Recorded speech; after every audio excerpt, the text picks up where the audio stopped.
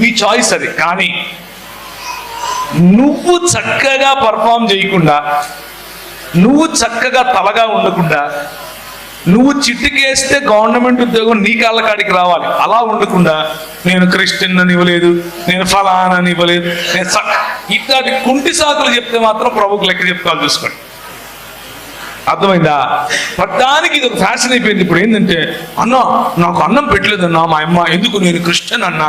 ఇగ్గుందా నీకు? ఏం మాడుతున్నావు నువ్వు మీ అమ్మ నీకు క్రిస్టియన్ అని అన్నం పెట్టలేదా? మనము చేయాల్సినవి మనం చేసి, మనం పడాల్సిన కష్టం మనం పడి, మనం ఇవ్వాల్సిన ఎఫర్ట్ మనం ఇచ్చి, ఆ తర్వాత ప్రభు చేతిలో ఇద్దాం. ప్రభువును నమ్మిన వాడు ఎప్పుడు లజ్జింపబడడు, ఎప్పుడూ సిగ్గుపడడు.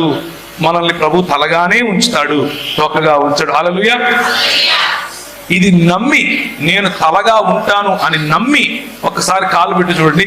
అసలు నాకు మాట చెప్పండి, మీకు ఉద్యోగాలు ఎందుకు? ఉద్యోగమే ఎందుకు కావాలి మీకు? ఏం స్వయం ఉపాధి కనపడదా? మీరెందుకు పేటెంట్స్ వైపు చూడట్లేదు? ఎందుకు నూతన ఆవిష్కరణల వైపు చూడట్లేదు? ఎందుకు అగ్రేరియన్స్ అవ్వట్లేదు? ఎందుకు పాలిటీషియన్స్ అవ్వట్లేదు? ఎందుకు లాయర్స్ అవ్వట్లేదు ఇంతకుముందు అడిగినట్లుగా? ఎందుకు చార్టర్డ్ అకౌంటెంట్స్ అవ్వట్లేదు? ఎందుకు డాక్టర్స్ అవ్వట్లేదు? ఎంతసేపు నేను టీచర్ అవుతాను, నేను నర్స్ అవుతాను, నేను టీచర్ అవుతాను, నర్స్ అవుతాను, రెండే ప్రపంచంలో ఉన్నాయి మనకు.